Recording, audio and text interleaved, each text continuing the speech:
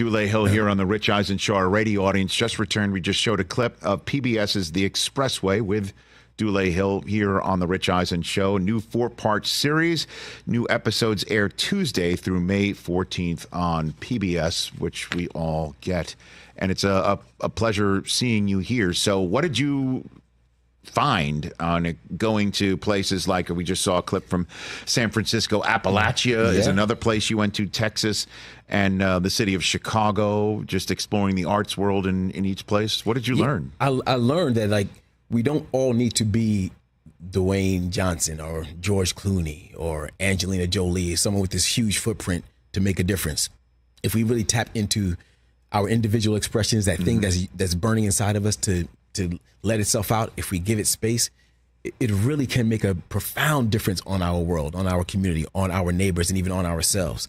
I mean, I went to Appalachia and met a luthier who is teaching recovering addicts how to make stringed instruments, and those aren't really things you would put together. Yes. I meet a blind painter down in Texas. I meet a deaf dancer here in Los Angeles. I meet incarcerated playwrights out there in Chicago. It really was a truly an inspiring journey for me that I think will be inspiring for the viewers as well. I got to tell you, Rich. Yes, sir. So this whole thing started because somebody who I know by the name of Chris Howard and his partner Josh Jacob came to me and my wife Jasmine Simon with the idea, and then eventually we connected with Danny Lee, who was the director of this piece, and that's how it all came together. But I said the name Chris Howard, and I thought that would have ring a bell in your ear, but maybe you don't have context. Well, I mean, what's the context of... Well, with you, I do know that you went to the University of Michigan.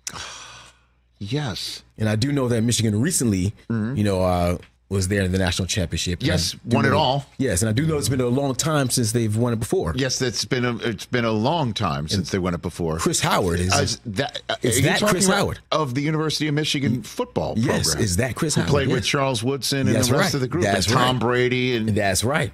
That Chris Howard. Howard. That Chris Howard. Honestly, I'm like, my first thought was like, wait a minute, did I go to what class did I go with him? You know? Huh. Yeah. So, well, tell him go blue. Tell him I said hi. That's right. This is his idea. Like, the nugget of it is his idea. That's how this whole thing started coming together. Okay. And I said, you know what? The original idea was, why do we dance? You know, and I'm a tap dancer, so he knew that I'm passionate about that. And as we connected with Danny Lee, Danny had the idea of widening the lens to really tap into all forms of expression. And that's when we feel like we really struck gold at that point. Interesting. Cool. You see, there's points of connection. I assume, did you and Chris talk about the 1989 NCAA men's basketball tournament final between Michigan and Seton Hall? Or you didn't talk about that sort of stuff? Well, no. I mean, probably over the years, I've known Chris a long time, so probably over the years we have. I probably more would have talked to Pookie Wigington, though, who is Leland Wigington. Okay. Who, Pookie used to played for the Pirates. When did you go to Seton Hall? I went to Seton Hall in 93. 93. So it was a few years after that. But that's why I went to Seton Hall, though, really, because my grandmother used to live right down the street on Ward Place. So growing up, I was younger, and they were going to the finals and this and that. Sure. And actually, the year before I went, Terry DeHare got to the Sweet 16 that year, and then when I came, it just didn't poof. And thus you became an actor. And I'm not saying anything wrong. It's not because of you, Adrian Griffin. It's not because of you. I like it. Terry DeHare. That's a name I have not heard in a minute. Yeah. How did you get into acting? I've gotten to acting by going to dance school when I was a kid. Okay. And then at the age of 9, a show called The Tap Dance Kid came looking for kids who could sing and dance. I remember that. I auditioned, and the next thing I know, I understudied Savion Glover on Broadway, and then I did the lead role on the national tour. No kidding. And actually... Was that Gregory Hines? No, that was a Hidden Battle who actually recently passed away. Pardon me for mixing that one up. But. Yeah, I mean, both dynamic triple threats, and both were my heroes. And my inspirations for being an actor, singer, and dancer.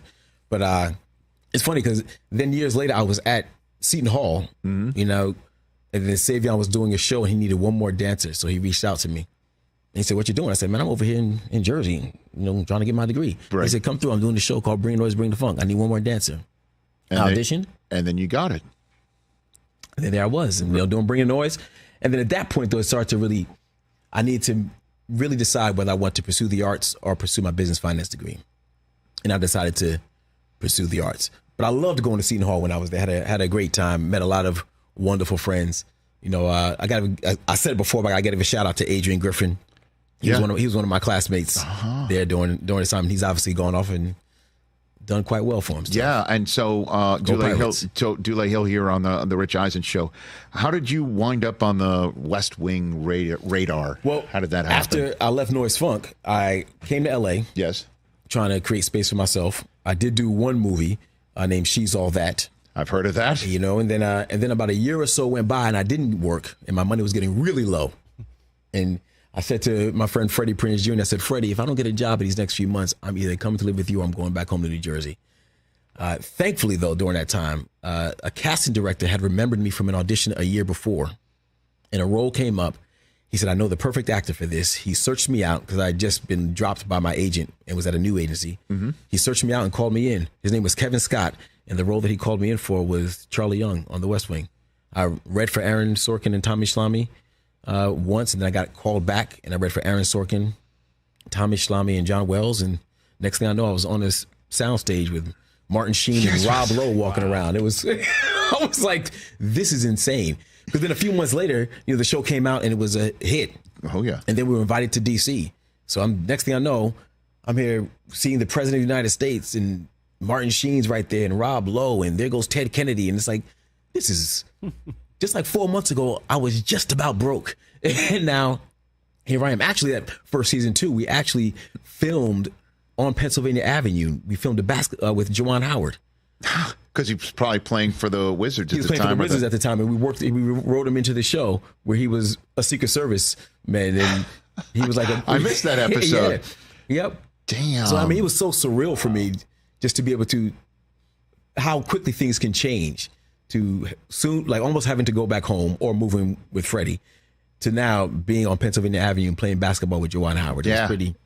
And then surreal. Being on a set with Martin Sheen. Exactly. I mean, you were still, early enough in your career. I imagine. Did you pick his brain about anything, or what was it like with Martin Sheen on a set of the West Wing? Martin really taught me how to honor the moment and honor the gift that you have, honor the experience that you have, to make sure that everyone is seen and that everyone matters, which really kind of resonates going back to the Expressway, because that still is something that rings true inside of me. Yes.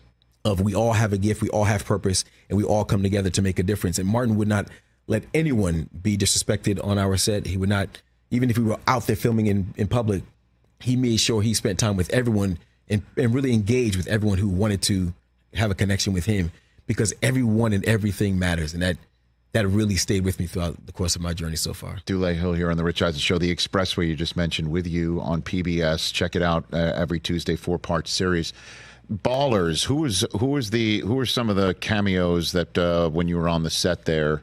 Any sports stars that you were with on that show? Oh my gosh! Pretty much. Well, you mentioned Dwayne Johnson, so I imagine there were a whole bunch. But here's the thing: like my storyline, I didn't interact with a lot of those cats. Yeah. So that's you pulled that one out on me. I had to have done my research. The main thing I was focused on was Jasmine Simon, who played Julie Green. Mm-hmm. I got Julie Green. She ended up becoming my wife. So and also my co-producer on this project. So I mean, it's like that's where my focus was. You were the ultimate baller. I was the ultimate baller. Yes, I have won at the balling. Yes, I have. He was laser focused. You see what I'm saying? He took the Expressway. Everybody. I took the Expressway, right? That's right. I said, I know what I'm trying to do. Fantastic. The cameo happened to be 2 children, is what you're saying. Exactly. Right? Okay. Wow. I'm going to give you one more connection. Sure. Because I was in the room waiting to come out here, and I saw that you got your master's from Northwestern. Yes, sir. My daughter, Kennedy Hill. Where does she go? Northwestern. Yep. She plays volleyball there. Great, awesome. That's it's right. a great spot. It really is a great spot. It's a magnificent school. Yeah, for sure. See? So we're staying connected, Rich. That's how we're doing it, man. Okay, very good. You see?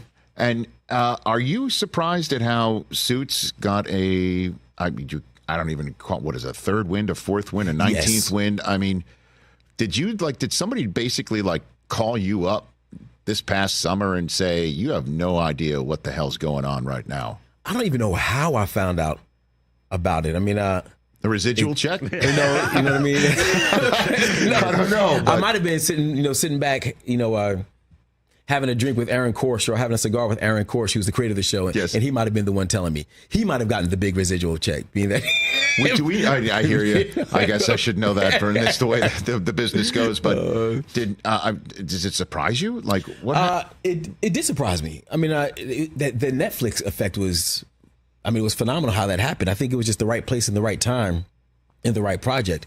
But I had no idea that the show would find that wind like that again. It's really, it blew my mind away, and it just kept going and going and going and going. And the fan base has gotten that much bigger ever since last summer. Right. People come up to me all the time talking about Alex Williams, and really I was on the last 3 seasons of the show. Right. So any thoughts about doing more because of the insane success of what we just saw? I know they're doing a spinoff. Right. They're doing a spinoff, Suits LA, which right. They're doing the pilot right now. And I'm fairly confident probably will be coming to NBC this fall. Right. Why not? That's my thought. Not that I have anything to do with it, and not that I run the network or anything, but that's would be my thought. But I think that's the main thing that's going to happen right now, and then they'll go from there. I'm sure you probably will see the characters show up here and there throughout the seasons. Will you be involved in this? I mean, if Aaron writes it, Aaron, you going to write me a role? Okay. Sure. You know what I'm saying? It's so rare. I mean, yeah, it is a Netflix. I don't know if it's a royal, family thing too. That might be just a whole group of people that are just tuning in to see what Meghan Markle was. I mean, new knows? Viewers or something like that. Who knows when lightning strikes in a bottle? Why right. it happens? I think more because it's a really well done procedural. It's very dynamic. The stakes are high. There's people really being really slick and really cool and really strong. Both men and women are very powerful and own themselves. And I think that is attractive to folks. And you don't need to necessarily watch every episode to know what's going on.